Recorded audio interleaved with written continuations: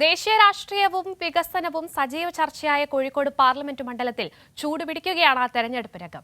വാശിയേറിയ പ്രചാരണത്തിനാണ് മണ്ഡലം സാക്ഷ്യം വഹിക്കുന്നത്. സംസ്ഥാന ദേശീയ നേതാക്കൾ കൂടി എത്തുന്നതോടെ വീറും വാശിയും കൂടുതൽ ശക്തമാകും. കോഴിക്കോട് ലോക്സഭാ മണ്ഡലത്തിൽ തുടക്കം മുതലുള്ള മേൽക്കൈ നിലനിർത്തിയാണ് LDF പ്രചരണ രംഗത്ത് മുന്നേറുന്നത്.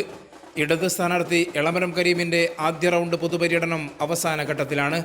ഇതിനകം മണ്ഡലത്തിൽ എല്ലാ മേഖലകളിലും എത്തി പരമാവധി വോട്ടർമാരെ നേരിട്ട് കണ്ട് വോട്ടഭ്യർത്ഥിച്ചു.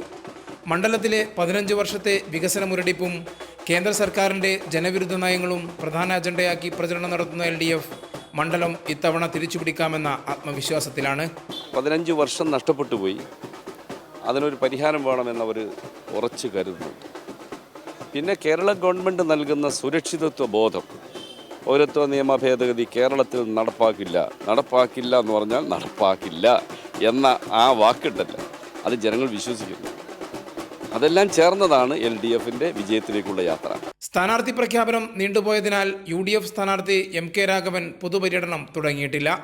3-ന് ആരംഭിക്കും. കുടുംബയോഗങ്ങളും സ്ഥാപനങ്ങൾ സന്ദർശിച്ചും പ്രചാരണം തുടരുകയാണ് MK രാഘവൻ. പൂർണ്ണ പ്രതീക്ഷയിലാണ്, ഒരു സംശയം വേണ്ട. അത് ജനങ്ങൾക്ക് ഞങ്ങളിൽ വിശ്വാസമാണ്, എനിക്ക് അവരിലും വിശ്വാസമാണ്. 3 തവണ അവരാണ് ജയിപ്പിച്ചത്, 4ാം തവണ അവർ ജയിപ്പിക്കും, ഒരു സംശയം വേണ്ട. NDAയും പ്രചാരണ രംഗത്ത് സജീവമാണ്.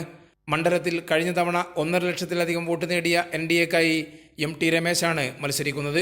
കഴിഞ്ഞ 10 വർഷമായിട്ട് കോഴിക്കോട് പാർലമെൻറ്റ് മണ്ഡലത്തിലുണ്ടായിട്ടുള്ള ഡെവലപ്മെൻറ്റ് പിറകിൽ നരേന്ദ്രമോദിയുടെ കയ്യൊപ്പാണുള്ളത് എന്ന് എല്ലാവർക്കും ബോധ്യമാകും.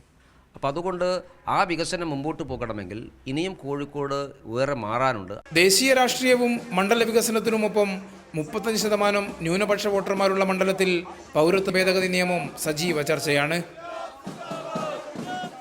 നിയമസഭാ തെരഞ്ഞെടുപ്പ് കണക്ക് പരിശോധിച്ചാൽ 1 ലക്ഷത്തിൽ പരം വോട്ടുകൾക്ക് മുന്നിലാണ് കോഴിക്കോട് LDF.